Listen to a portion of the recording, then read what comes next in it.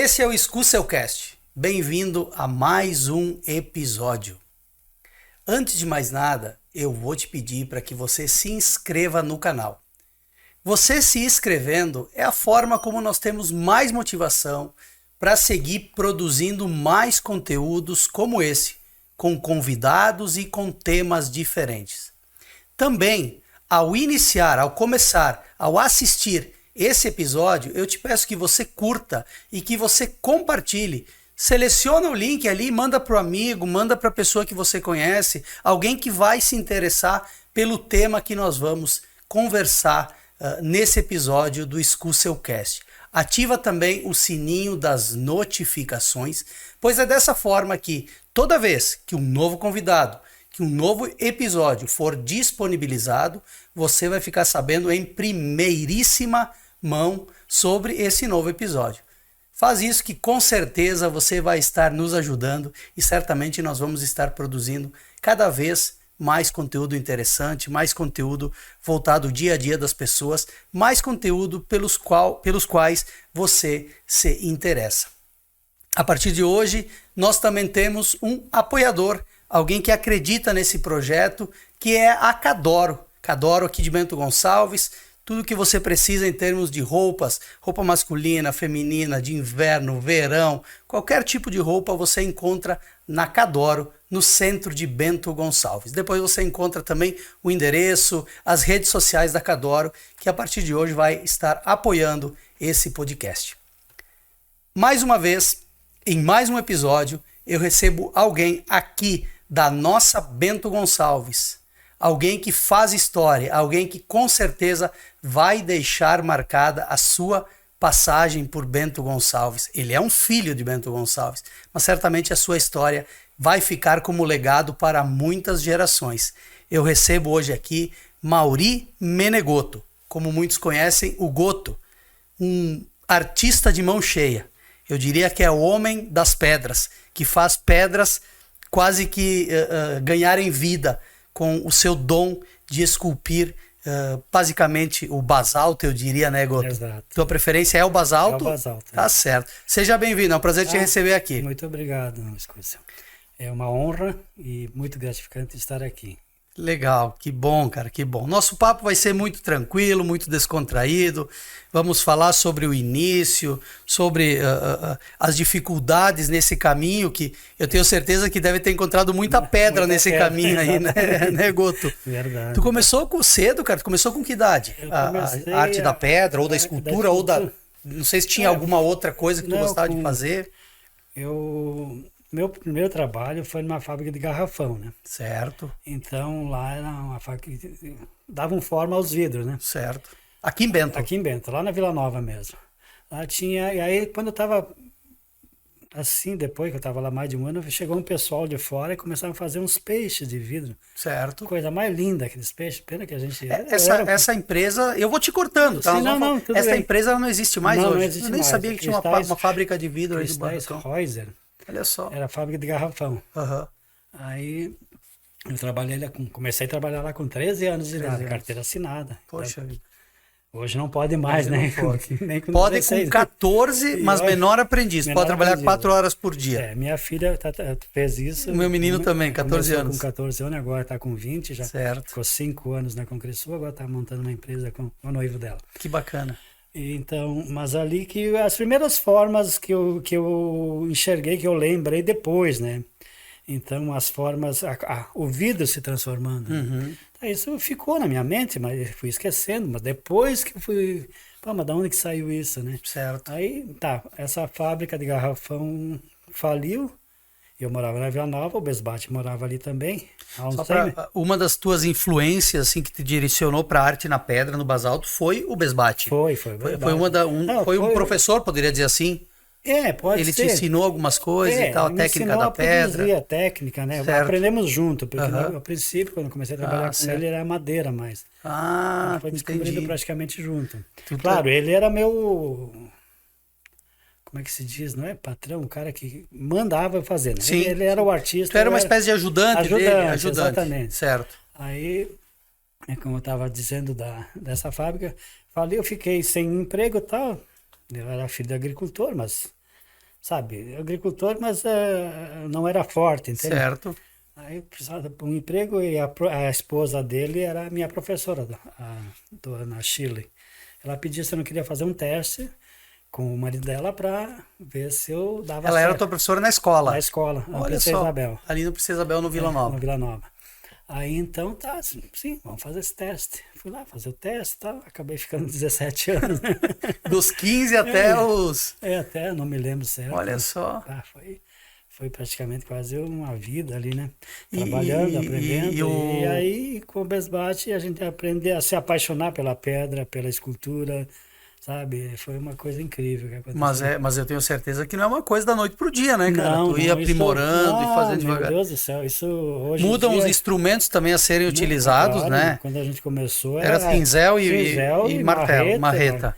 Hoje eu te vejo aí fazendo as obras grandiosas com disco da pedra. Teve o simpósio, o quinto simpósio que eu fui. Vamos falar depois do simpósio também. Eu tive que fazer uma peça em 20 dias, né? Uma peça de 2,20 metros de altura. Aí, sem o mecanizado não dá. Não tem. O que é? Esmerilhadeira com... Esmerilhadeira com disco diamantado, né? Certo. Qualquer esmerilhadeira, né? Qualquer marca e disco diamantado. E me diz uma coisa, Goto, as influências, assim, além do Besbate, né? Vasco Prado, Marino Marini. Esses são escultores nacionais ou... Marino Marini é italiano, né? Italiano. Mas Itália e morava lá ou aqui no país? Isso eu não sei te dizer certo, né?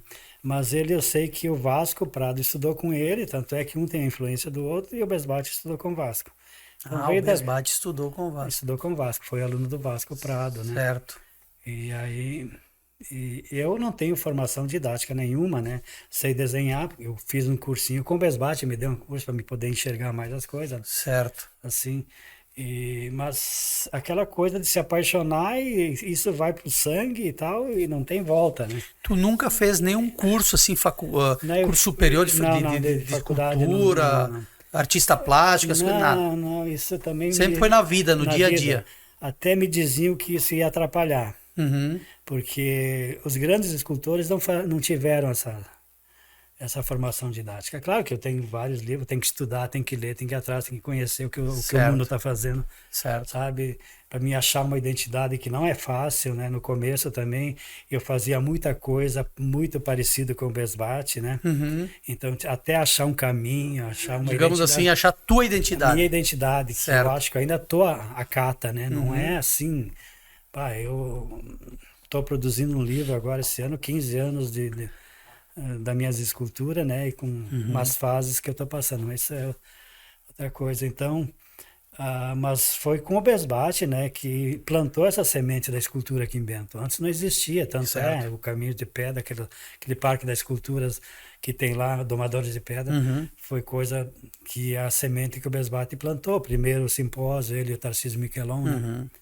Então, o Parque das Esculturas, esse é em pedra, né? É em pedra. Todo em pedra. Todo em pedra basalto. E ele é mantido pelo Instituto Tarcísio Miquelon, é isso? Sim, o projeto é pela LIC, né? O simpósio, claro. Né? Depois é mantido pela Fundação Tarcísio Miquelon.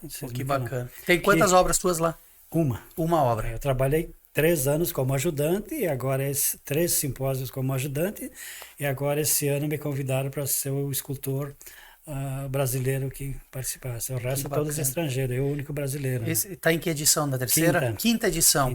Então lá vai ter 50 esculturas grandes.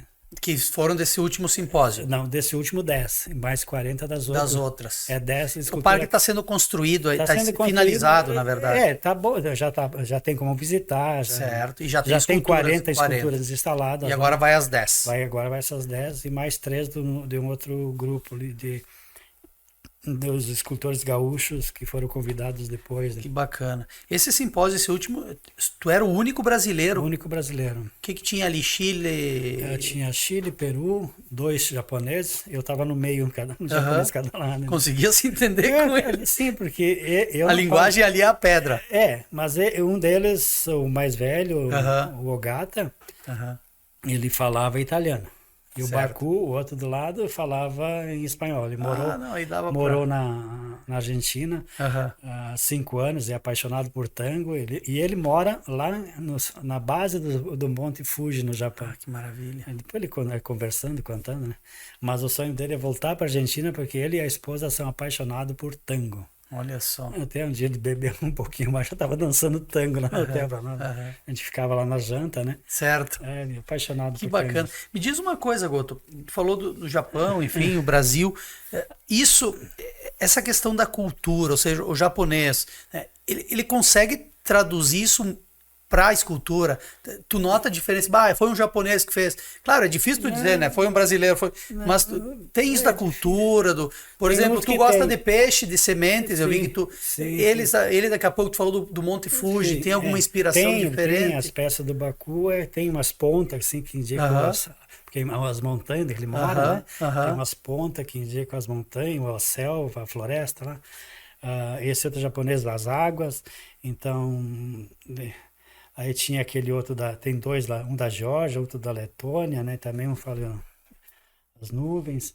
E outros não, a maioria é coisas mais abstratas também.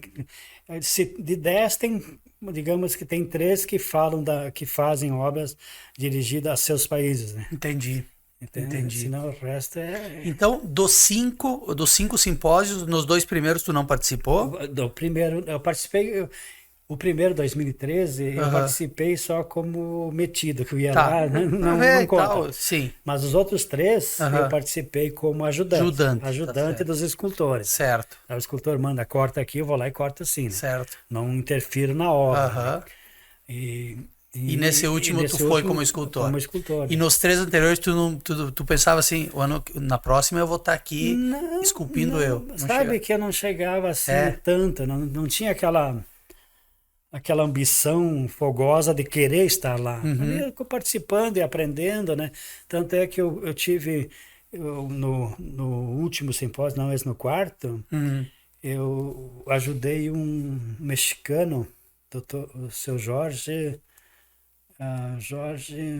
é um escultor famoso do México, que agora me falha a memória, mas eu cito ele no meu catálogo, que ele me deu aulas de proporção áurea, sabe, de pontos e contraponto na escultura, que isso eu nunca tinha aprendido. No simpósio? No simpósio que teve em 2014. Era o quê? Uma semana, 10 dias? Era 15 dias. Pô, é um tempo grande para aprender muita coisa ali, né? Muita coisa, meu Deus. Eu aprendi muita coisa com esses simpósios. Que legal, que bacana. Porque quando eu trabalhava para o Besbate, era trabalhar ali, não me explicar o porquê disso, daquilo também, né? Não tinha essa. Daí, com o simpósio que eu criei coragem de expor meu trabalho, de mostrar, porque em 2013 que eu fiz minha primeira exposição, com muita coragem, mas com muita timidez também, sem saber se era certo, porque na minha cabeça diziam que não podiam ser escultores, tem que ser, é o único que existe, aqueles que estão ali, e para surgir outro é daqui 50, 100 anos. Não é assim, né? É só ter um sonho que ir atrás. Sem dúvida, sem dúvida. Esse simpósio, ele é promovido, ou seja, quem busca os valores da LIC para fazer é o Instituto Tarcísio Miquelon, é a Fundação Instituto, é o seu Tarcísio. Ele tem uma participação gigantesca nessas coisas, né? Sim, ali nos Caminhos de Pedra, São Martins, Pedro. Que faz todo o projeto, ela que capta toda essa grana. Legal, bacana. Todos os projetos é com ela. E ele sempre foi atrás do Hotel da Londra ali, né? Eles botam aquela... E teve uma edição ou 2 lá na Fenavim, lá no parque. Lá. Ah, eu lembro. As primeiras, né? As 2 primeiras foram lá. Mas ali é bom, né? Ali é bacana. Incomoda a vizinhança, porque é barulho. E vai até tarde, às vezes, um pouquinho mais tarde. 8, 7 horas. Certo. Porque a maioria dos escultores que vem, eu sou o primeiro, foi o meu primeiro simpósio, então para mim foi tudo novidade. Mas tinha gente ali que já participava de mais de 100 simpósios, esses japoneses, aquele da Geórgia, a própria, tinha uma mulher também da Costa Rica, a Gema, pessoas maravilhosas. Bacana. Né? E já saíram dali, já estão trabalhando em outro simpósio lá na Colômbia, a 180 metros embaixo da terra, numa mina que era de sal.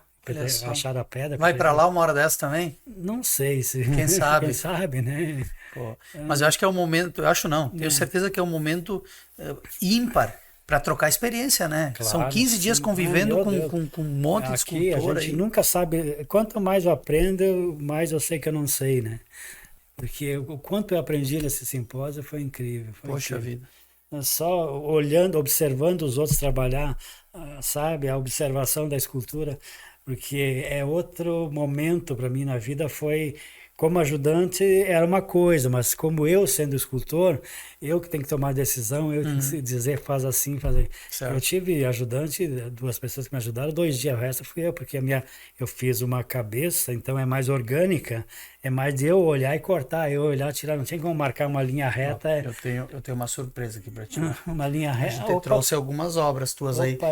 Porque só para tu entender, Goto, o podcast ele é visual, ou seja, a pessoa pode assistir no YouTube. Sim, e também tem e também tem o Spotify, que é a pessoa que tá viajando, tá em casa, quer só ouvir, então ela vai ouvir. Então quem tá ouvindo, depois procura as redes sociais, procura no YouTube, vai poder ver um pouco do trabalho que tá aqui presencial e um pouco no telão também. Essa é uma das tuas esculturas, uma das primeiras formas que eu fiz foi torsos, né?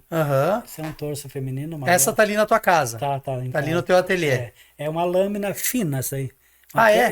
Não tem um corpo... Parece... olhando de frente, ela parece que é que não tem outra foto. Atrás ela tem um cabelão comprido, assim. Que bacana. Mas é fina, uma laje fina que eu aproveitei. Essa obra tem bastante tempo já? Não? É recente? É recente, do ano passado.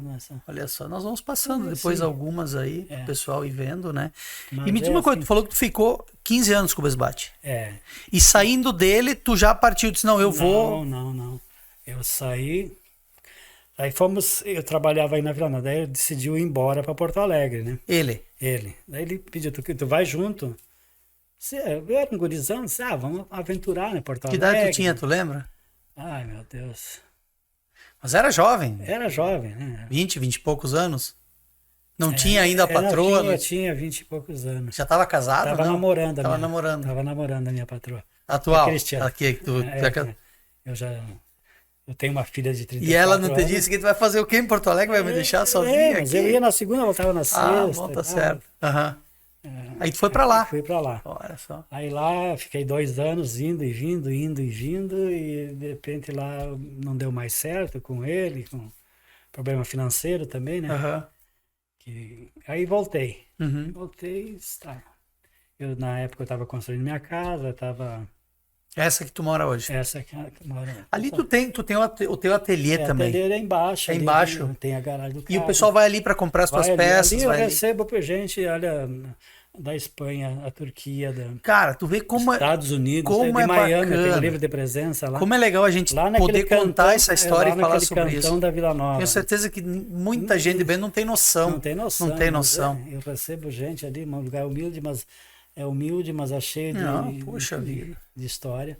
Com certeza, tu falou no local humilde, mas o interior tem uma riqueza sem tamanho, né? Sim. Tanto pessoal quanto material, que é as tuas obras ali, né?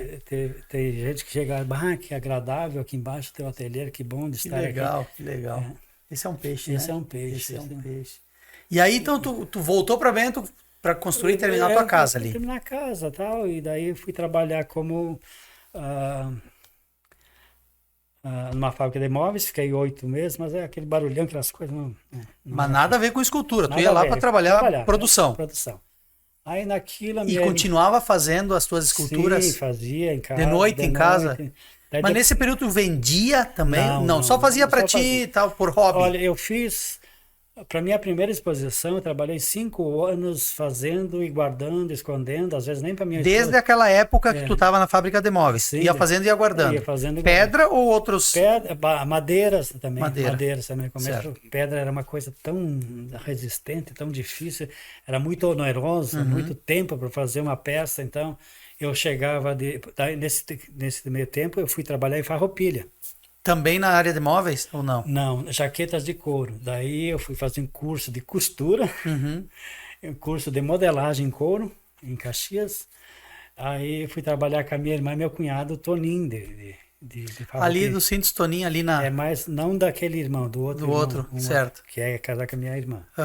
Aí eu disse, tá, então, vamos tocar a vida assim, né? Mas não parou de fazer escultura? Não, daí tinha a mente sempre na escultura. Eu ia trabalhar, mas fazia uns rabisquinhos e tal. Aí via uma pedra, ficava fascinada, né? Ficava louco para pegar e botar a mão. Porque foram 15, mais de 15. E nesse meio tempo, quando eu vim embora, daí o Besbate voltou para Bento, aí eu fazia assim umas esculturas para ele, saía do serviço, nos finais de noite, chegava em casa, era 7 horas, até as 10 no porão, trabalhando, fazendo esculturas para ele, copiando, ele trazia maquete, fazia para ele.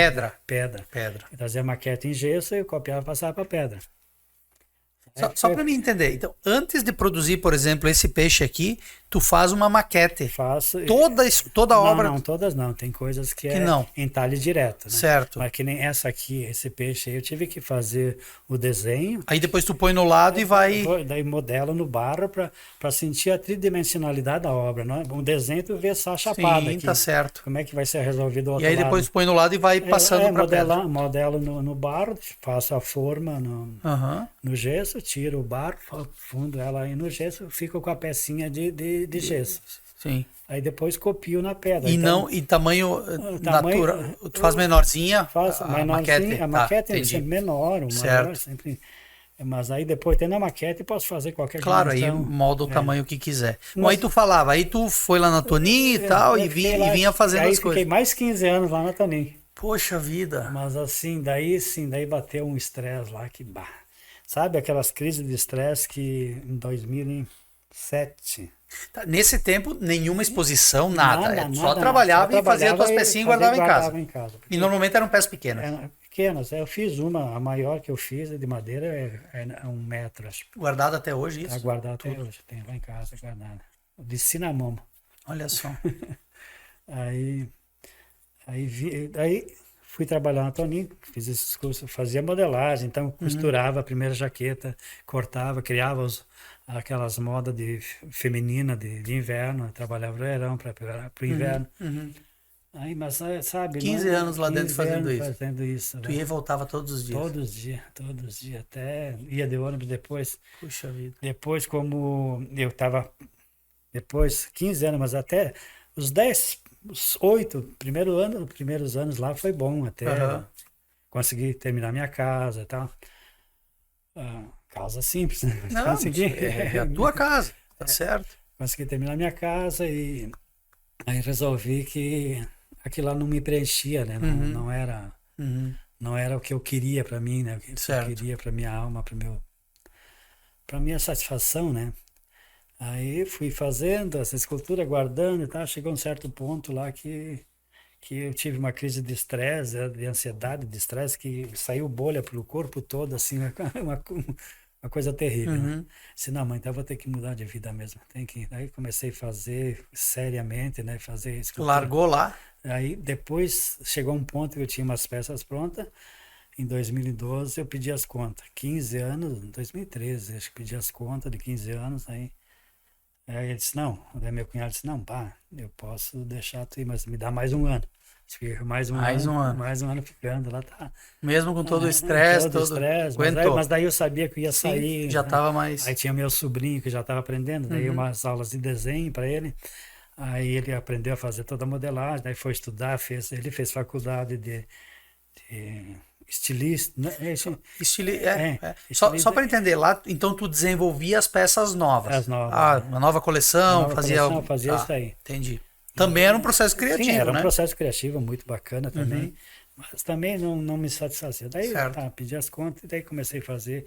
Eu me lembro, na época, eu tinha R$6.000. Eu disse, bom, eu vou guardar esse dinheiro. Foi em 2014 que eu consegui, né? Não é muito tempo, né? Mas 2014 que eu consegui ter a coragem de largar tudo e disse, não, vou para fazer escultura. Vou viver de escultura. Aí fui procurar o secretário de Cultura, que era o... 2014? 2014. Jovino Nolasco de Souza. Grande figura. Saudoso Jovino. A princípio eu não gostava muito, porque ele me fazia eu esperar lá 1 hora, 2, depois o que tu quer mesmo. Normal. Não, mas depois criei uma amizade, foi muito bacana, ele me deu incentivo lá na Casa das Artes, abriu as portas para mim lá, fiz minha primeira exposição lá, que foi...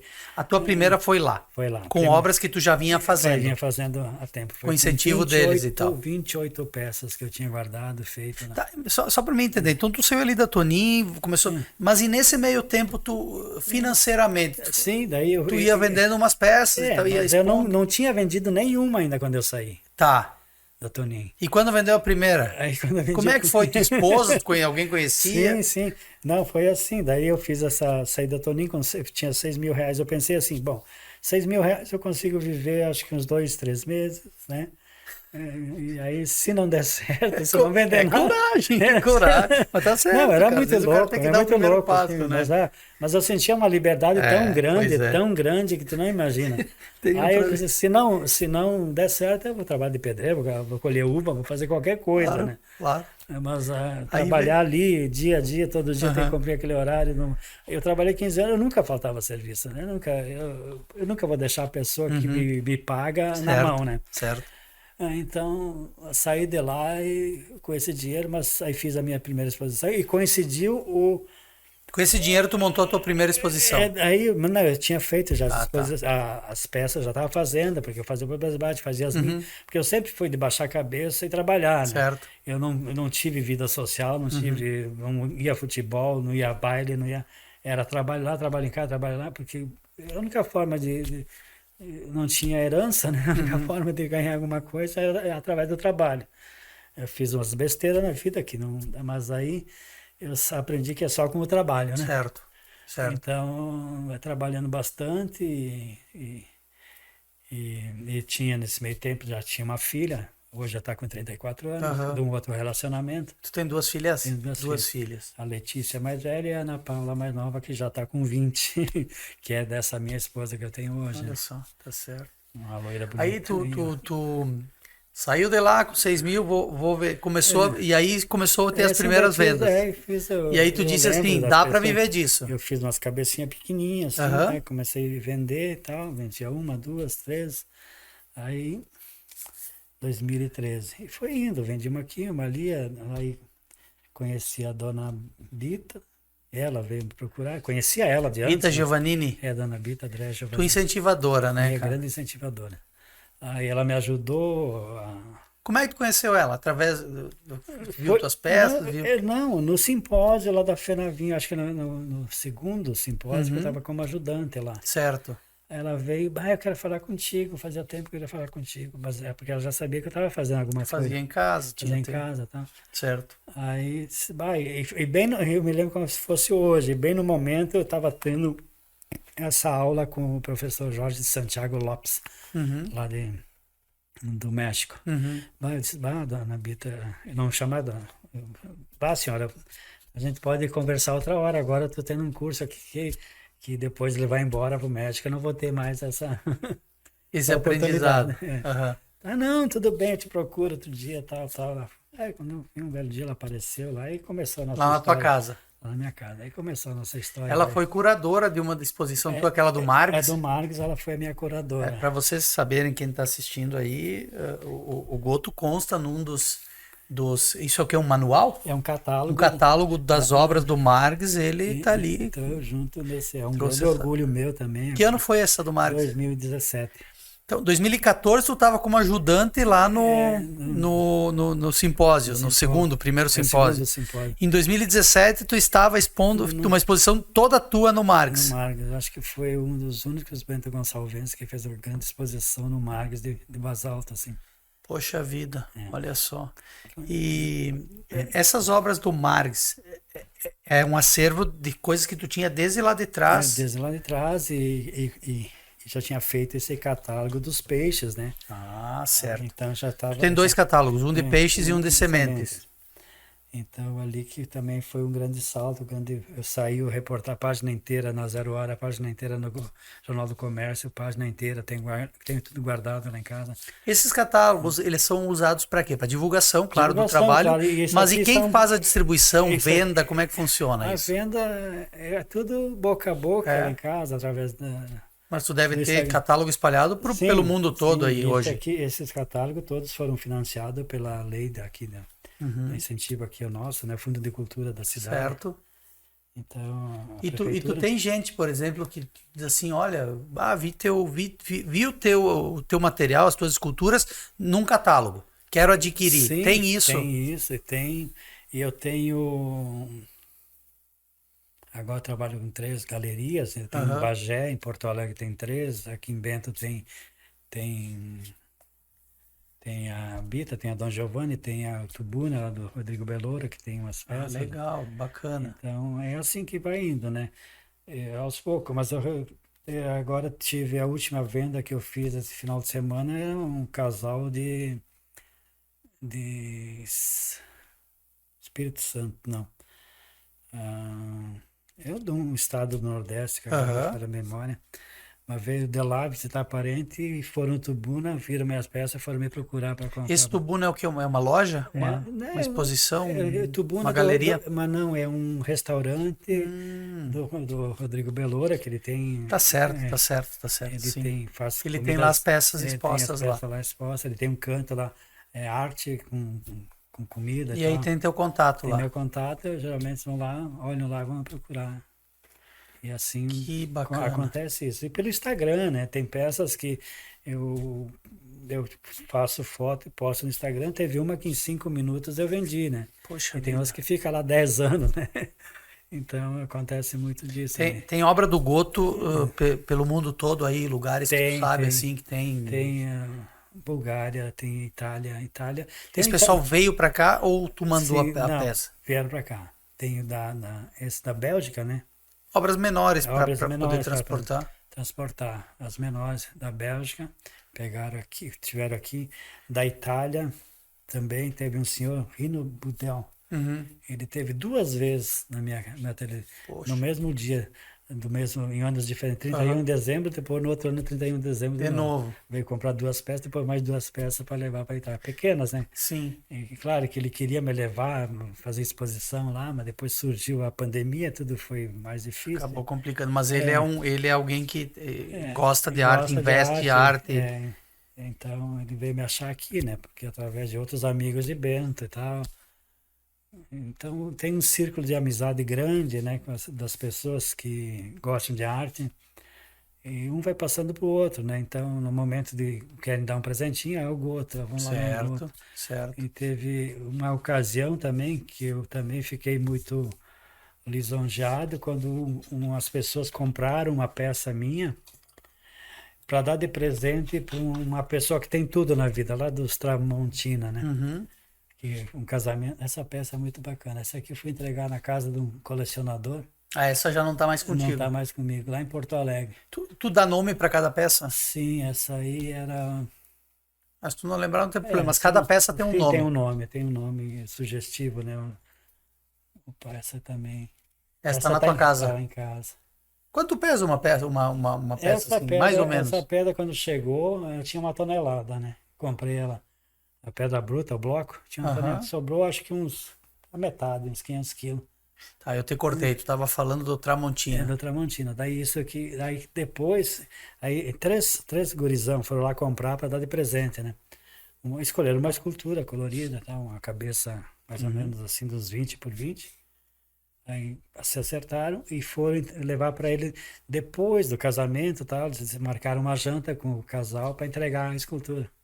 Que tamanho era? Era, acho que 20 por 20, uma peça. Tá. Aí, depois eles foram lá me falar que no momento que entregaram, que eles abriram, o casal olhou a escultura assim, começaram a chorar, né? De emoção por ter recebido uma obra de arte, né? Que legal. Porque um casal que tem tudo, né? Pois é. Vai dar o quê? Um faqueiro? Pois é. Então, vieram me contar, mas é legal, essas coisas que são melhor que o dinheiro, às vezes, né? Pois é. O dinheiro é necessário, claro, a gente não pode ser hipócrita de dizer que não, né? Mas tem coisas e vários fatos que vão acontecendo ao longo da vida que deixam a gente mais Só feliz. voltando um pouco essa questão do Marx. O dia que a Bita chegou para ti e disse, Goto, vamos expor lá no Marx e tal. Como é que foi isso? Foi isso. O diretor do Marx era um amigo da Bita, teve na Paulo lá na vinícola. Aí a Bita convidou ele para conhecer meu ateliê. Uhum. Mas ele sabe, escultor de Bento, vou lá conhecer, certo? Aí a Bita disse que ele ia lá, o diretor do Marx. Eu preparei todas as minhas esculturas, né? Não tinha nem uma sala, foi na cozinha mesmo, não tinha nem a sala. Agora eu tenho uma galeriazinha onde que eu vendo minhas peças, era bem desorganizado na época e tal. Aí foi em 2015 que ele teve lá. Acho que foi 2015. Seu Paulo Amaral, que hoje é um grande amigo meu, né? A gente já esteve lá em casa várias vezes. Ele fez um texto para o meu catálogo da semente. Bacana. Então, quando ele entrou assim, ele olhou minhas esculturas e disse, não, isso aqui tem que estar, né? Tem que estar no Marx. Isso temos que levar para lá. Vamos pensar para que ano, pá. Aí fomos tratando, né, e tal. Mas olha só. Fomos para lá. Levamos que bacana. Em 2019, quase 2 anos depois conseguimos. Que bacana. Eu não vou te pedir para me falar de valores, mas como é que tu faz para valorar uma peça? Por exemplo, isso aqui custa 50, essa aqui custa 100. É pelo tamanho, é pelo trabalho, é pelo tipo de peça. Quanto trabalho dá? Uma as formas mais certas para mim e para o cliente, eu acho que é pelo tamanho. Tem umas peças que eu dou uma esticada um pouco mais, porque às vezes uma pedra muito diferente, muito inédita, uma pedra que muito difícil de captar, mas eu tenho umas medidas, né, por tamanho, que uma tabela de preço pelas medidas.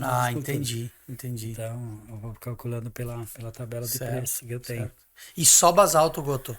Não, eventualmente, eu conheci um escultor de Porto Alegre, que ele é muito bacana, uma pessoa, gente finíssima, um cara muito do bem, o Hidalgo Adams, que ele trabalha com vários materiais. Ele resolveu vir visitar meu ateliê, tá? Então eu dei uns basalto para ele. Quando viu, um certo dia ele chegou com uma carga de mármore para mim, mármore travertino, mármore de Espírito Santo, mármore lá de Minas Gerais. Então, eu trouxe para ti aqui, meu amigo, vai, faz alguma coisa. E aí tu começou? Aí eu comecei a fazer alguma coisa em mármore, tem bastante pecinhas. O mármore é mais macio para trabalhar? Bem mais macio? Mais macio, mais malhável, ele aceita mais. Consegue dar mais forma. Mais forma, o basalto se impõe bastante, a gente tem que ser meio agressivo, meio bruto mesmo. Certo. Para adquirir, portanto, é que eu criei formas limpas, né? E os peixes, e como eu falei na introdução da nossa post, que eu conheci, que os peixes eram uma forma que eu aprendi a gostar, né? Nessa meu primeiro emprego. Por causa do vidro lá atrás. Que é aquela coisa colorida, e eu acho que ali que eu consegui sintonizar a pedra, olha como é colorida, né? A pedra muito bonita com os peixes, aqui eu chamo de peixe alado, peixe voador. Não, sabe, a arte para mim é assim, tu tem que... Não é reproduzir a natureza, a arte tem que partir da natureza, mas tem que ter a criação humana. Então, não vou fazer um lambari, um jundiá, é um peixe que lembra... Eu tenho aquele peixe que tu mostraste antes, é um peixe predador, tá caçando. Esse aqui é um peixe alado, tem o peixe grávido, tem peixe tropical, entende? Então, é que nem a cabeça, né? É a cabeça de um ser humano, né? A cabeça do João, da Maria. Certo. É só... Certo. É a cabeça para lembrar os seres humanos. Né?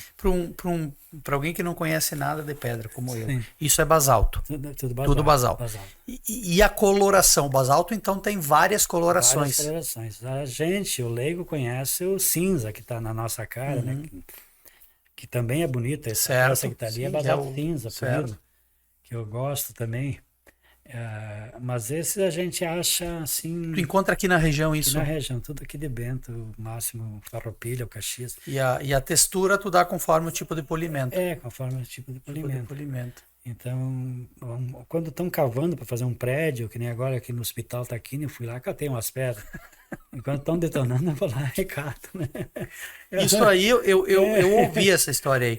Tu faz a legítima caça às pedras. Sou caçador de Ainda pedra. caça pedra hoje? Sim, todo dia. Hoje de manhã eu estava estressado, peguei o carro, fui dar uma volta para caçar uma pedra. Aí não achei a pedra, achei um pallet lá jogado junto. Mas isso aqui serve de botar uma pedra em cima, carreguei o pallet. Mas a pedra hoje não cacei, não achei. Olha só. Mas tô sempre assim, quando eu tô meio estressado. Então tu não gasta muito em matéria-prima, tu gasta no material, nas máquinas.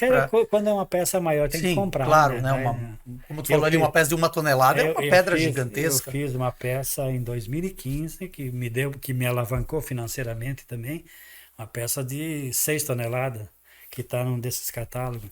6 toneladas. Que tamanho tem uma pedra dessa? 3 metros, deu quase 4 metros de altura. Eu estava trabalhando... Tu fez essa... Em que ano foi isso? 2015. E essa tu já comercializou, não tá mais contigo? Sim, eu fiz por encomenda, né? Tá onde essa peça? Tá lá em Flores da Cunha. Flores da Cunha. Então, essa também é uma coisa que... Sabe, essa sincronização das energias, eu acho. Porque eu estava trabalhando numa peça, que também está aqui, de madeira, uma canjerana. É um galho de uma canjerana que estava caída há 16 anos lá na Dom Giovanni. Que a Bita me procurou para fazer esse trabalho. Agora que eu lembrei, foi aí que a gente começou. Aí que você. Depois ela foi lá no simpósio falar contigo. Depois do simpósio. Que ela foi lá me procurar, ela queria que eu fizesse esse trabalho para ela. Aí eu fiz daqui a escultura no catálogo. Eu fiz isso aí, e aí eu disse, pô, e agora? Depois que eu concluí, né? Saí do simpósio, fiz aquilo, estava ganhando dinheirinho ali. Aí quando eu terminei a escultura da Bita, eu disse, bah, caiu a ficha, e agora? Eu fiz a escultura e agora vou ver do quê? Aí eu sentei lá na beira do lago, lá. Aí toca o telefone. Do lago aonde? Lá na Dom Giovanni. Tem um lago lá. Tá. Eu trabalhei lá num lugar bonito. Tinha terminado de fazer a escultura da Bita, vou descansar. O que eu vou fazer? Meu Deus do céu. Daí toca o telefone. Sou o Lourenço Castelã. Do Castelã dos Móveis. Tu me deu um cartão lá num simpósio que eu fui visitar. Eu queria falar contigo. No simpósio que a Bita também tinha falado contigo. No mesmo simpósio. Esse dia ele veio visitar, porque ele tinha um escultor amigo dele, um cara mais clássico, que foi estudar escultura lá na Itália, em Florença e tal. Um cara bacana, assim. Só que ele disse que dele escultura para ele foi um hobby, ele estava em outra área. Mas aqueles escultores que conhecem músculo por músculo, né? Estudou toda a anatomia, tudo. Certo. Hoje a gente é mais expressionista, não tem tanto isso, né? Como eram os clássicos antigamente, que reproduziu a fotografia do ser, né? Pois é. E hoje a gente tem mais é o expressionismo mesmo da obra. Aí toca o telefone e o Lourenço diz, tu pode vir aqui na minha casa, que eu quero conversar contigo para ver uma escultura. Aí disse, tá aí então, né? Vamos lá. E fui para lá falar com ele, lá em Flores da Cunha, me assustei, aquele castelo. É gigante, e é bonito. Chama atenção quem vai para lá. Ferrari na garagem, 3, 4 Audi, que ele foi lá na Alemanha, sabe? O cara é excêntrico, né? Tem tudo que tem, para ele tinha que ser maior e melhor. Mas ainda bem que tem pessoas assim que fazem acontecer, sem dúvida. Fazem girar a economia, né? Sem dúvida. Então, em 2 horas ele me mostrou todo o castelo, estava ele e a esposa dele. Tinha bastante obra de arte, certamente. Não, nada de obra de arte. Tinha uma esculturinha que eles ganharam. Mas como eu acho que esse rapaz que estava com ele incentivou ele a ter que ter uma obra de arte, uma escultura. Até eu questionei, ele tinha um livro na casa dele, sabe? Poxa. Eu pedi, mas o senhor não tem uma biblioteca, um livro? Ele disse, para quê? Eu sei tudo que eu preciso para ganhar dinheiro. Ele era um gênio no que fazia, né? Sem dúvida. Aí ele me contou, ele calculava, ele começou a fazer um caixão, um roda de carroça, depois pipa de vinho, disse que vinha o colono, pedia para ele, eu quero uma pipa de tantos litros. Já sabia como fazer. Já saía lá, cortava, não precisava nem usar metro. Ele era um gênio no que fazia, né? Esse é meu cantinho, aí tem minhas peças. Esse é o espaço onde, lá na tua casa. Lá na minha casa. Certo. E aí o Castelã encomendou encomendou. Daí ele disse, eu queria uma fontana de Trevi aqui, uma coisa assim. Eu disse, Eu não vou fazer uma coisa que alguém já fez. Eu vou fazer o seguinte, eu volto para Bento, daqui um mês eu volto com uma ideia.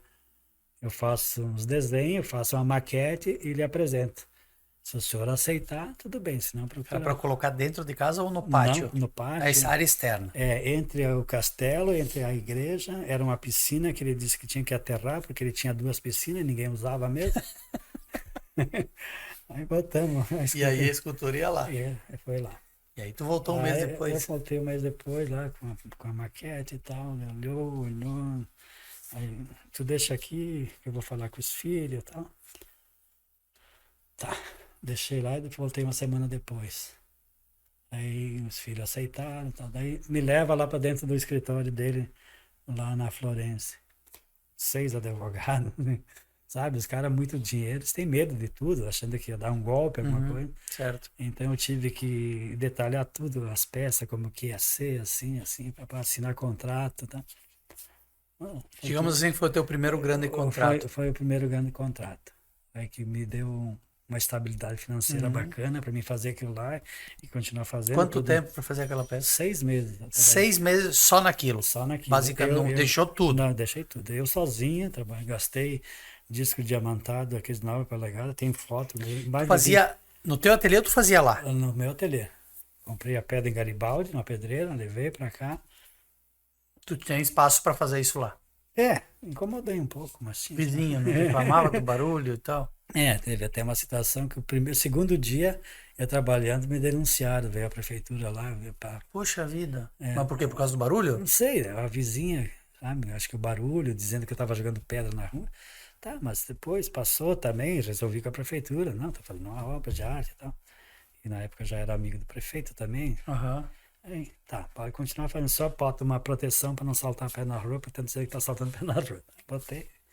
Aí depois, mesmo vizinho, quando a coisa tá pegando forma, vinha a visita lá e ia mostrar a peça. Isso foi em 2015, Goto? Em 2015. Aí ele ia lá mostrar a peça que o vizinho dele tava fazendo. Olha só. Pra tu ver como é que é. Né? E o Castelã, durante a execução, veio alguma vez ali olhar? Sim, teve ali. Vinha seguido ou não? Duas vezes. Aí ele vinha ali, olhava, ele e a esposa dele, a dona Noemi. Tá bem? Tá legal? Tudo certo? Sim, tudo certo, porque uma entrada, uma parte na metade e outra parte no final. Né? Certo. Então, e tu tinha, por exemplo, advogado para te orientar? Ou tu foi lá e disse, eu era um artesão, né? Eu sabia fazer minha artesania, né? Eu fui lá com a proposta, e ele me cercou de advogado, assim, não, sim. Vamos fazer. Aí saí de lá para fazer, já fez o cheque, tá, então. Aí, 6 meses fazendo isso aí. Fui lá escolher a pedra na pedreira, deu problema no transporte, aquele cara que cuida da natureza aí. No contrato dizia 6 meses, ou não? Sim. E cara, tu não chegou a pensar, se eu não consigo fazer esse negócio em 6 meses? Pois é. Tu mais ou menos planejou. Eu planejei mais ou menos, porque nunca tinha feito uma peça grande. Nunca tinha feito. Quanto tempo tu leva para fazer uma peça assim, por exemplo? Quem está ouvindo é uma peça de 30 centímetros, mais ou menos, por 40 por 30, mais ou menos. Coisa assim. Hoje em dia não é mais o tempo, hoje em dia é saber o que tu vai fazer. Certo. Né? Porque antigamente fazer uma peça dessa era 1 mês e meio, 2, aí não tem. Mas hoje assim tu faz mais rápido. Hoje se faz mais rápido. Bota com o polimento, que é a parte mais difícil, ainda, que é mais demorado, uns 10 dias. Leva. Com dedicação quase que exclusiva. Faz isso aqui. Faz isso aqui. E aí, então, 6 meses para fazer aquela do Castelã, terminou, beleza. Terminou. Aí depois foi uma coisa quase que faraônica, foi instalar a peça lá. Imagina, sair daqui, o cuidado para não... Aí depois chega lá, ele tem a igreja, teve que subir com um guincho assim, por cima da igreja, largar lá no ponto. Tu ali, se isso aí cai, Meu Deus do céu. Eu nunca tinha visto aqui um caminhão assim, uma Scania chegou, botou as patas lá. Que tamanho tinha a pedra? 3 de altura? Por largura? Posso mostrar? Claro. E não tinha nada a ver com a fontana que ele queria. Era eu fiz. Não era nem fonte, era uma... Não, daí eu fiz uma vitoriana, isso aqui, ó. E essa tá lá. Essa tá lá. Mostra ali pra tela, pessoal. Ali, ó, essa aqui é a que tá lá em Flores da Cunha. Flores da Cunha. Acho até que eu tenho essa peça aí. Pode ser. Essa aqui é outra. Da onde essas fotos? Eu vou catando, né? Eu acho que isso aqui tá num... Não sei se não tá no Instagram ou num site teu aí. Pode ser. Não tem, as corujas, uma dessas aqui, ó. Essas corujas. Eu não sei, essa aí eu acho que eu não tenho. É outra coisa comercial que eu faço, né? Uns pratos que servem a comida para esse restaurante que eu citei. Olha, quem tá só ouvindo, continua ouvindo, mas depois não deixa de assistir o podcast, porque tem cada obra maravilhosa do Goto, além das que ele trouxe aqui, que estão aqui fisicamente, tem fotos aí que a gente tá mostrando, uma mais linda que a outra, para conhecer. Essa aí foi... 2022, essa é recente. Foi no dia 23 de dezembro, eu entreguei ela. No dia 22, porque 23 eu fui viajar. Eu terminei ela, 10 minutos depois, a pessoa me liga atrás aqui que essa vai ser minha. Poxa, tu anunciou no Instagram? No Instagram. É tu que faz foto e anuncia? Faço. Essa aqui foi no simpósio, né? Eu sabia que eu tinha essa coisa aqui, mas eu queria deixar pra... Essa eu tive que fazer em 22 dias. Que tamanho ela tem essa? 2 metros. 2 por 1 e pouco? Mais a base ali, vai dar quase 2 metros. A tua cara de satisfação e alegria de ter terminado, ela diz o que foi o trabalho, né? Não ficou com essa cor, porque ela estava molhada. Sim. Polimento, ela clareou? Ela ficou um pouquinho mais... escura. Não com esse brilho, né? Entendi. Entendi. Aí foi uma foto. Cara, tem muita coisa... Isso aqui nós pegamos, nós pegamos acho que foi num site, deve ter um site aí com teu material exposto, essas bacias, bacias, né? Pratos. Mas isso aqui é mais para decoração, né? O pessoal não usa para... Tem que nem nesse Atubuna ali, não, Vale Rústico. Ele usa para servir comidas nos pratos, nas mesas, né? Nesses pratos aí. Bacana, tio. Que bacana. Então aí do Lourenço Castellano, daí eu fui com essa ideia, né? Uma vitoriana, embaixo a base, as primeiras ferramentas que ele usou, eu entalhei na base começou a vida dele como um que é aqui embaixo, é isso aqui. Eu botei um martelo, uma galopa, um formão e um serrote. As ferramentas que ele usava quando começou a vida dele. Ele era pobre também, uma família de 14 irmãos, né? E ele saiu... resolveu fazer. E essa foi a única obra que tu fez para ele ou depois ele adquiriu mais? A única. Tá lá. Ele não é de obra de arte. Certo. Ele fazia obra de arte nos móveis dele, né? Entendi. Ele era um gênio nos móveis. Mas, vamos lá. E os peixes vieram lá do vidro. Sim. E as sementes? Tá. A semente é outro produto que, sabe, a gente começa a pensar. O peixe é a primeira forma de vida também, que é o primeiro sentimento que a gente tem. Eu lembro que ia pescar com meu avô, ele tinha um açude na Vila Nova e pescava uns peixinhos coloridos também. Acho que adorava sair com meu avô, com meu nono, né? Aí depois a semente é aquela coisa da vida, né? A sequência da vida, da onde que vem, uma cápsulazinha de nada, tem todo o DNA, toda uma vida ali de uma árvore, de um ser, né, dentro de um óvulo, de um espermatozoide, de uma semente. Então, isso que intriga, como é que...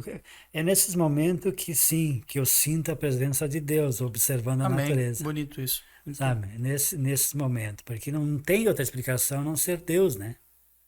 Isso que é fascinante. Eu pensando nisso que eu criei as sementes, né? E agora já estou partindo para as esculturas além da semente, então o movimento por dentro da semente. Eu faço umas formas vazadas com pontas, e o que acontece, claro, uma coisa mais plástica, nada científico, né? É da obra de arte, né? Então, o que acontece dentro de uma semente, eu tento fazer os movimentos, eu faço a forma por fora e por dentro, para tentar imaginar o que acontece, qual é a transformação da semente em uma árvore, ou um ser, né? Então isso que fascina, me levou a pensar nisso, isso que é fascinante para mim, essa coisa que é muito, que não tem explicação científica, essa natureza, essa vamos coisa. lá, né? Tu tá dando a pedra, que é uma pedra, sim, um movimento, digamos assim, vida, né? Algo que tu está sugerindo vida a essa pedra, né? Vida. E as cabeças, eu faço muita cabeça, né? As pessoas gostam de... Isso é uma coruja? São corujas. Eu chamo de formas mais ingênuas, né? Essa coisa. porque tem vários escultores que Digamos assim, que é uma peça mais comercial essa? Mais comercial. É o que tu mais vende, assim. Mais que sustenta o ateliê. Tá? De vez em quando aí vende uma obra de arte, uma escultura maior. Certo. Mas não deixa de ser uma peça única também, né? Exclusiva, cada uma é única, não tem duas iguais, Não né? tem. Nem que tu quisesse, acho que tu conseguiria fazer. Não tem, porque não é em série, né? Tu não tem uma máquina que faz. Não tem, não existe, né? Pode até ser meio parecida, mas vai ter diferenciação. Então, e aí vou fazendo essa minha identidade. Tanto é que eu fiz as minhas esculturas, agora eu faço com o olho além do globo ocular, assim. Que para mim é o olho de sentinela, de guardião, né? Que enxerga mais. Certo. As gavetas que eu coloco também, que é outra coisa que eu também me inspirei no Salvador Dalí, que desenhava umas peças, umas gavetas. Então eu comecei a botar umas gavetas na cabeça também, que para mim é onde se guarda a nossa sabedoria, nosso conhecimento, nossos segredos, né, ali dentro. Então esse é o sentido das gavetas. Que eu acho que o que nos difere entre seres humanos é o grau de conhecimento que a gente vai adquirindo ao longo da vida. Na essência, nós somos todos iguais, nós somos iguais, né? O que nos dá um pouco de diferença é o conhecimento. O médico, o advogado, é o conhecimento que ele tem a mais do que nós, né? Certo. A experimentação também, né? O relacionamento com outras pessoas. Exatamente. É isso que tu falou, né? Tu falou aqui de quantas pessoas nós falamos. O Pesbate, Vasco Prado, o Marinho, foram pessoas que deram inspiração, a Bita, o seu Tarciso, o Castelã. Eu acho que cada uma dessas pessoas, não tenho certeza que cada uma, de alguma maneira, vai te influenciando. Claro, né? que sim. Quer seja por pedir uma obra de tal jeito, ou quer seja pelo jeito da pessoa, pela forma como ela... Sim. E tu também, né? Já tá no meu currículo também. Como um grande amigo, né? Muito legal. Tempo. Mas faz anos que a gente tem um bom relacionamento. Nós dois, eu acho que pegamos o Covid junto ali, parecido. Antes, né? E passamos por um momento difícil. Isso aí nos aproximou um pouco, a gente começou a falar mais. E quando eu formatei o podcast, eu fui assim, teve algumas pessoas que eu pontuei, mas tu foi uma delas. Esse cara eu vou trazer vou convidar para falar daí, cara, porque tu tem uma história riquíssima, sabe? O teu conhecimento, traduzir isso para as pedras. Tem uma frase tua que eu li eu não sei se foi num material ou eu ouvi num vídeo, que tu disse que cada obra tem um pedaço da tua alma. Tu disse, cada obra tem um pedaço da minha alma, né? Tem que ter. Claro, a obra vem da alma, tem... Mas também é cerebral, a gente tem que saber o que a gente está fazendo. Sem dúvida, claro. Mas vem, porque transformar uma pedra numa obra de arte é a alma que se alegra para mim, né? Quando tu vê, hoje eu comecei uma lá, Pedra Bruta e tal, começa a se transformar, viver aquela vida surgindo assim. Aqui não tem preço, é uma satisfação enorme ver aquela coisa se transformando, né? Claro, não é assim tudo tão maravilhoso, tem uns perrengues que a gente passa, né? Eu acredito. Tem umas dificuldades assim, mas ver a coisa se transformando e sabe, e depois tem aquela coisa, teve uma pessoa que disse que a gente não compra as coisas só com o dinheiro, a gente compra com o tempo de vida, né? Que tu despende para fazer o dinheiro. Então, eu imagino assim, uma pessoa vai lá e compra uma obra de arte de, sei lá, R$4.000, né? Então, ele está dando não só o dinheiro, está dando o tempo de vida dele. Sem dúvida. Pelo trabalho que eu fiz, acreditando no meu nome, acreditando no meu trabalho, isso é muito satisfatório. Hoje eu vivo de arte, vivo bem melhor do que antes, quando eu trabalhava para os outros, né? E vivo, que é uma coisa tão difícil, tu sobreviver da arte, né? A maioria dos artistas tem que estar procurando projetos nas leis de incentivo e tal. Eu tenho esse só aqui do projeto aqui da cidade, e que é um fomento para isso, mas eu quero viver do meu trabalho, né? Quero viver. E tu é apaixonado pelo que tu faz, Sim, né? eu gosto, eu amo, adoro. Outro dia eu entrevistei aqui o Johnny Grace, que é o intérprete do Elvis, Sim, e ele me falou a mesma coisa, ele disse, cara, hoje eu vivo do que eu amo fazer. É isso aí. E tu é na mesma situação, né? Eu até gosto de fazer e deixar pronto, não gosto muito de encomenda, né? Mas às vezes precisa. Eu gosto de fazer o que eu o que eu estou me expressando, fazer o que tem lá. Depois a pessoa vem e adquire. Isso que daí eu faço sem um compromisso de agradar um ou outro, né? Uhum. Eu faço aquela escultura para me agradar. Se eu me sinto bem com ela, eu posso mostrar. Então, se eu me sinto bem com ela, tem coisas que eu volto, faço várias vezes, né? Certo. Até achar um ponto que me agrade. Senão, como é que eu vou mostrar para alguém uma coisa que para mim não tem... Certo. E uma obra de arte, para mim, tem que ser a manifestação da beleza, né? Da emoção. É que nem tu ouvir uma música, tu sente lá dentro no coração, né? Tu gosta de tal ritmo, tu não vai comprar do outro, tu tem que gostar. Claro. Daqui uma peça de teatro, sei lá, uma dança, um filme, né? Tu tem que assistir e gostar de sentir lá dentro do coração, né? Sentir a emoção de ter... eu vejo as pessoas entram lá elas olham, não Surpresa. Sim, não acreditam que existe isso lá. Que eu tenho que ir lá conhecer o teu ateliê. Era para mim ter ido antes do podcast, sim, mas eu vou depois, né? Não tem problema. Tem nas obras, nas peças que tu faz, tem alguma coisa que tu diga assim, ó, isso eu fiz no momento que eu estava mais triste, esse fez no momento que eu estava mais pensativo, esse eu estava mais alegre, ou isso não? Porque, claro, uma obra às vezes dura 10 dias, aí tu passa várias coisas, né? Várias coisas. Não, eu mais é do saudosismo, que nem os peixes, eu criei pensando no meu passado mesmo, né? Certo. Mas assim, teve uma peça que eu fiz lá que é a Fé, que eu fiz em março de 2020, quando todo mundo ia morrer, né? Aí eu fiz um rosto com a mão assim, tá lá na frente do meu ateliê.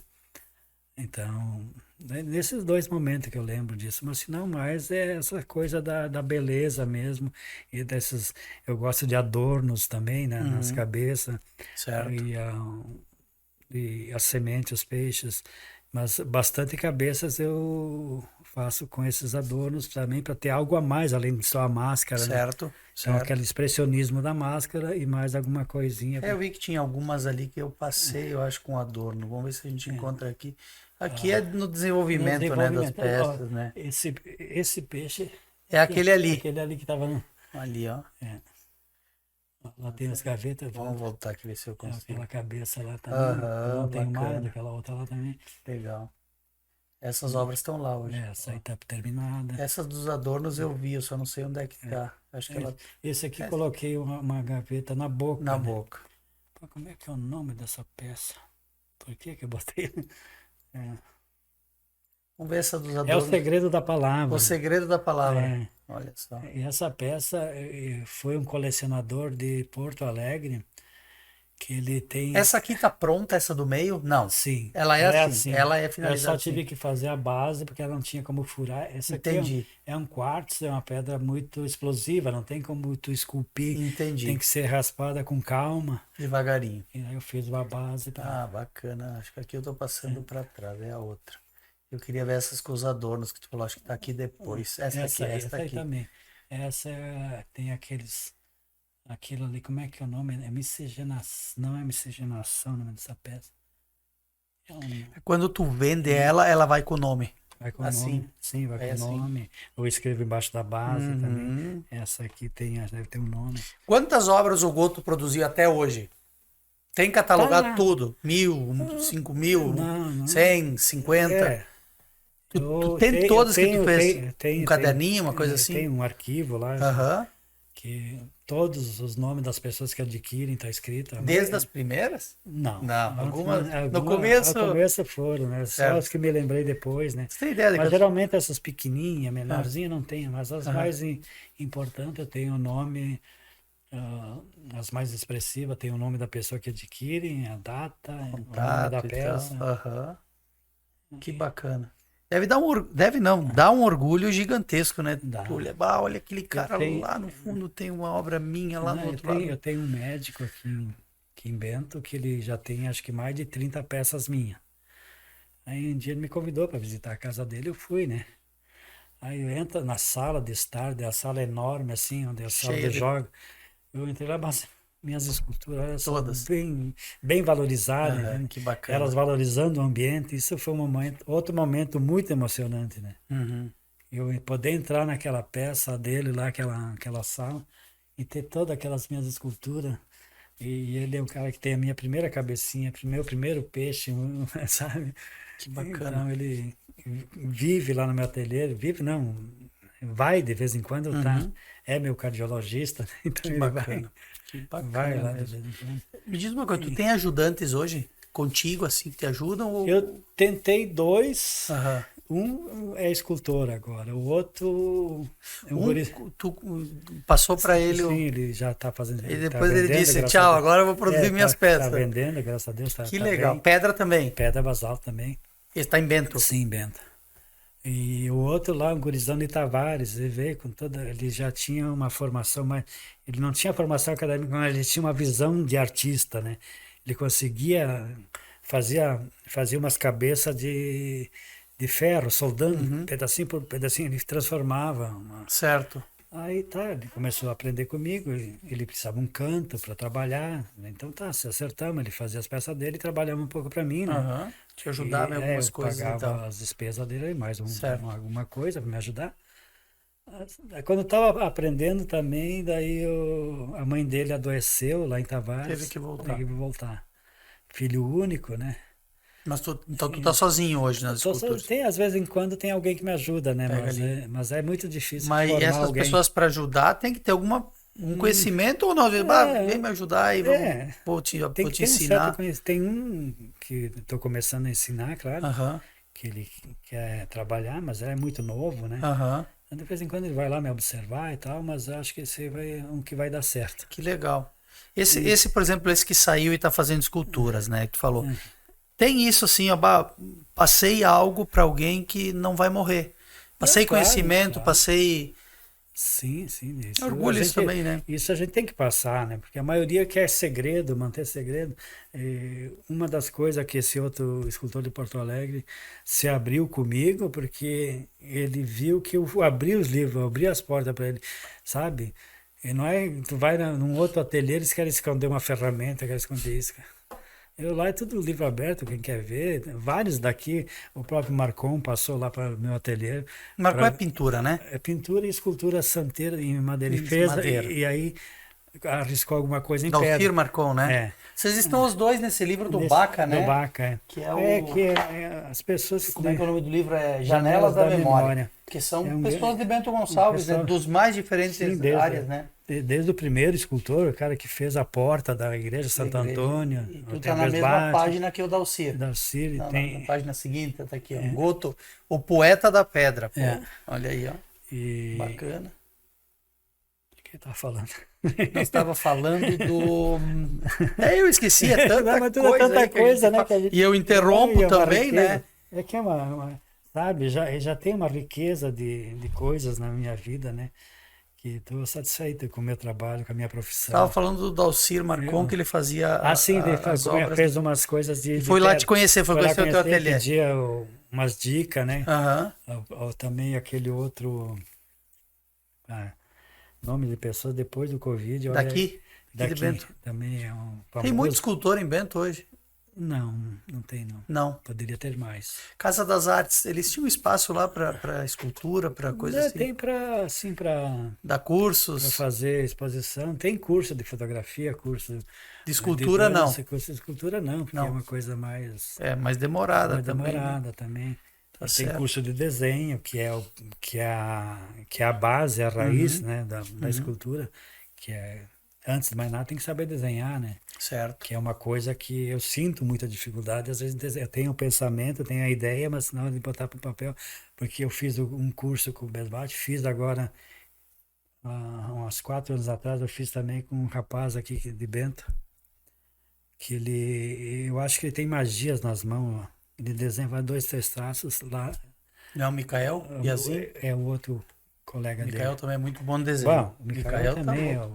Acho que é um dos melhores desenhistas de Bento. Tem ele, tem esse... Olha só. Não me lembro quem é esse outro, mas eu me lembro do Micael. O Micael sempre foi um dos crânio primeiros. Foi um dos primeiros também. Fez curso com o Besbate também. Pois é. Olha só. Então, várias pessoas que foram me procurar para saber sobre material, sobre isso, aquilo, como é que o próprio Besbate, quando eu estava fazendo essa peça grande, ele ia lá me ver, uma vez por semana ele ia lá. E ele, depois disso, ele ia lá e te dava alguma dica, dizer, faz assim, ou não? Não. Só olhar. Olhar, observar, daí ele viu como é que eu polia tão rápido a peça, né? Aí ele quis saber o que eu usava, né? Uhum. Porque nesse simpósio eu descobri lixas diamantada para polir. Uhum. Aí eu dei a dica. E ele não conhecia, não usava. Eu acho que ele não tinha coragem de usar, porque ele é mais do manual. Vocês ainda conversam bastante hoje? Hoje não tem mais. Não se conversa mais por outro motivo. Uhum. Mas daí, depois eu dei a dica para ele na loja onde que eu comprava. Aí um dia eu chego na loja para comprar e tá lá também, né, comprando. Olha só. Não. Compra aqui as lixas. Não, é em Porto Alegre. E tu tem viajado muito Brasil, basicamente? Não. Eu sou bairrista. Caseiro, gosto de ficar em casa. Eu sou bairrista. Foi lá no Marques e assim, a exposição longe nunca... Não. E nem tem vontade, Goto? Tem. Eu estou me preparando para isso. Bacana. Mas ainda eu tenho que, sabe... Pegar uns simpósios mundo afora aí? Não almejo muito simpósio, sabe? Uhum. Eu almejo mais umas exposições. O meu trabalho fora, essa coisa intimista, né? Uhum. Um simpósio, claro, dá conhecimento. Claro. Se pintar, eu vou, né? Certo. É o maior orgulho. Mas se não, eu vou nessa coisa mais... Hoje se pintasse uma exposição... alguém te liga, Goto, nós vamos fazer uma exposição daqui 6 meses. Sim. Tu teria peça para isso? Tem. Não precisaria assim, tenho que fazer. Bom, daqui a pouco uma que outra, mas tu teria peça para fazer. Tem para fazer, tem uma exposição bacana, com 20 peças faz. Eu tenho lá umas 80 pronta, né? E a exposição dá resultado financeiro, né? Porque as pessoas, não, mas é para mostrar a peça. Mas claro que depois de lá vem Depois... Essa do Marques, lá no Marques, não foi vendido nenhuma e foi investido. Eu tô não tem problema. É gringo falando com as mãos. Tá certo. Não tem problema, é para isso mesmo. Tem móvel, tem tudo, é para isso mesmo. Aí só depois, claro, né? Que aconteceu vendas, né? Que legal. Mas lá, no momento, não. Mas eu sabia aquela história, disso, né? Quem não é visto não é lembrado. Não é lembrado depois. Certo. E a arte é sempre subindo um degrau, cada dia um passo a mais, porque, que nem eu estava dizendo antes, até a pessoa acreditar em ti e confiar que é uma obra de arte, que não é um charlatão que está fazendo uma para depois, já era. Então, tu criar uma carreira na arte é muito difícil. E a questão do contato, né, Goto? Dizem que o segredo do nosso sucesso em qualquer área, ele está nos nossos relacionamentos. E relacionamento tu tem quando tu estreita relacionamento. Né? Claro que tu vai conversar com uma pessoa pelo WhatsApp, pelo telefone, mas o contato olho a olho, conhecer, dar a mão, como falava o Fracalossi que teve aqui, tocar, sabe? É isso que aproxima as pessoas. É a mesma coisa de uma obra de arte. Uma coisa é eu ver isso aqui na internet e eu pegar, tocar, sentir... acho que isso dá confiança, né? Isso é que eu falo para as pessoas, né? Que, me manda uma foto e tal. Eu mando as fotos. Mas eu digo para eles, o bom é vir aqui e tocá-las, né? Tocar as peças, sentir ela, pegar na mão, né? Então, isso que é formidável também. Certo. E que nem essa exposição no Marques foi uma coisa inédita, porque eu aqui de Bento estava fazendo uma exposição lá, em Porto Alegre, o cara ficou preocupado, não vai vir ninguém. Mês de fevereiro, cidade meia vazia. Lotou aquilo. Lotou aquilo. Foram quantos dias de exposição? 10, 15? Ficou um mês, mas a noite do vernissage, eu não tive tempo para tomar um copo d'água, né? De tantas pessoas que eu tive que atender. É a realização. Foi fantástico, foi fantástico. O Gasparotto, esses caras da colunista. Que bacana. Sabe? Que bacana. Jornais. Né? Eu acho que dali também deu um up, retorno, deu um up, né? Sim, mídia, jornal, rádio. Meu Deus, passava no Jornal do Almoço, assim, quando estava, sabe? Que legal. Página inteira da 0 Hora, né? Correio do Povo, Jornal do Comércio, né? Tá certo. Então, foi mas nada falou assim... Que tu tá fazendo um livro agora. Tu tá escrevendo o livro. Um livro... Ou tem parceria com algum escritor? Não, eu tô escrevendo o que eu penso cada obra, cada minha fase. Então, a fase começou lá com torso, fazia corpos, né? Depois passei para as cabeças, o que significa, o que é para minhas cabeças. É isso que tu tá fazendo no livro, dando significado a cada período, a cada momento. Então, eu vou escrever 6 fases, né? Então, torça-cabeças, 3 tipos de cabeça, depois a semente, os peixes, a semente e agora aquelas formas, os movimentos internos. O que são esses movimentos internos aí? É o que acontece. Tu falou da transformação da semente na árvore e tal. E hoje em dia, por exemplo, assim, ó, o Goto acordou de manhã, eu vou fazer hoje, o que eu vou fazer? Vou fazer um peixe. Qual é que é? Tem algum momento assim, que tu diz, hoje eu vou fazer peixe, hoje eu vou fazer semente, porque tu diz que tu gosta de fazer, ou melhor, claro, se a pessoa pede, tu faz, mas tu gosta de ter a iniciativa, né? Vou fazer e tal. Como é que é isso? Tenho que fazer cabeça porque não tenho mais cabeça, tenho que fazer peixe porque não tenho mais peixe? Tem essa coisa, mas às vezes eu vejo, não tenho mais aquela peça, essas cabeças que eu faço com faixa marrom. Vou fazer. Eu tenho que fazer. Mas assim, estou trabalhando muito agora também. Eu recebi uma encomenda de 10 peças altas, daquelas colunas de barreira. Então, para a família Giovannini, que eles vão botar lá, né? Aí, isso antes do simpósio. Com as colunas? Com as colunas. Eu criei o ano passado... Tu vai fazer nas colunas alguma peça?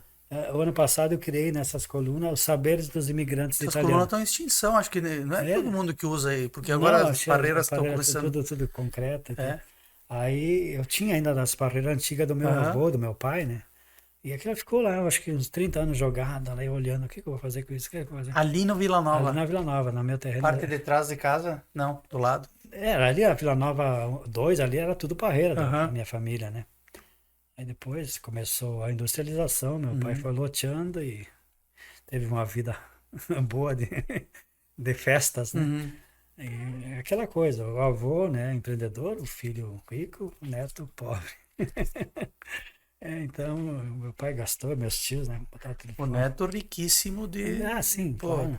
Que tu tem nas tuas mãos aí. Nós tem que batalhar muito. Então, essa forma que eu criei, a partir da coluna, que estava lá amadurecendo, então eu faço uma cabeça, eu fiz uma imigrante, faço a cabeça com uvas e tal. Aí a Giovannini viu e disse, isso aqui eu quero botar lá na minha... parreira lá na Dona Giovanna. Aí ele trouxe da lá que ele tinha 10 peças, eu disse, eu achei que nem ia ter isso, né? Aí ele foi ainda ano passado, né? Mas então pro mês de janeiro não vende nada, vamos fazer isso no mês de janeiro, fevereiro. Mas daí pintou o simpósio, né? Eu trabalhando no simpósio, aquilo lá me deu um cansaço físico e mental. Eu imagino. Chegava de manhã cedo. Eu levei mais de 20 dias para recuperar minhas musculatura, meus músculos, porque eu perdi quase 15 quilos de músculo no hospital, né? Em 2021. Sim. Então, aí não recuperei tudo. Eu recuperei a panha, engordei até muito rápido, mas os músculos... É isso aí. Eu também, eu perdi 12 quilos. 12 quilos. Eu quase 20 quilos, né? Mas tudo bem, né? E não é nem só tu perder massa, tu perde o tônus muscular, tu perde força. A questão da respiração, tudo dificulta. Muita dificuldade. E aí tu foi pro simpósio, foram 20 dias de simpósio? 22 dias. Aí não fiz as colunas, agora estou trabalhando nas colunas para ele. Então, peças já tem coluna de 2 metros de altura, ia movimentar quase que sozinho. Às vezes tem alguém que me ajuda, passa lá, eu peço ajuda. Tem talha, guincho para fazer isso? Não? Não tem, tudo. Ergo com a alavanca aqui, bota um calço lá, vai com força e tal. E assim vai indo. Então estou trabalhando nessas peças aí. Então, e aí nesse meio tempo tem que trabalhar nas peças para o livro. Então eu não tenho tempo para respirar. Tua esposa dá aula ainda? Dá aula? Ela dava aula de instrutora de automóveis, né? Se aposentou? Não, ela é jovem, mais jovem que eu. Mas hoje tem pessoas que se aposentaram com 50. Hoje acho que já não mais, né? Ela agora trabalha numa fábrica, né? Porque ela era instrutora de automóveis para pessoas habilitadas. Né? Entendi. Então ela fez curso no Detran, essas coisas, mas ela não te ajuda? Às vezes ajudava, né? Agora o tempo dela lá na empresa. Certo. E as meninas também não querem saber de pedra? Não adianta, né? Se é médico, tu ensina, tu bota na faculdade e faz. Mas isso tem que ter... tem que ter tempo, né? Tem que ter paixão por isso. Paixão. Minha filha mais velha já está... Hoje ela me mandou a foto Ela trabalha no Sense, lá na parte da engenharia, calcula os preços dos produtos.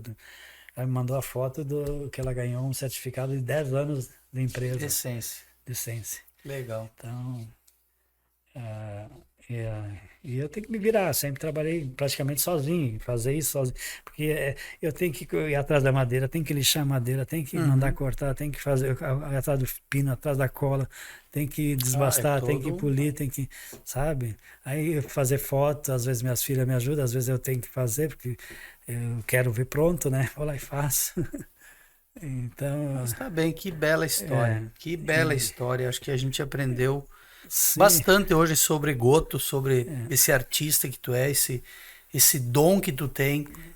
Eu tenho certeza que não foi um dom que tu aprendeu, isso estava dentro de ti e aflorou no tempo certo, né? Com certeza. Então eu estou muito feliz, Goto, agradecido de tu ter estado aqui na gravação desse episódio. Eu tenho certeza que eu também aprendi muito contigo hoje. E eu deixo para as tuas considerações finais aí, o que tu quiser falar, o que tu quiser expor aqui, tu tá em casa. Sei. A gente falou bastante coisa, né? Certo. Passou tanta coisa. Do Covid também, né? Que teve esse episódio na minha vida que foi um baque muito grande, né?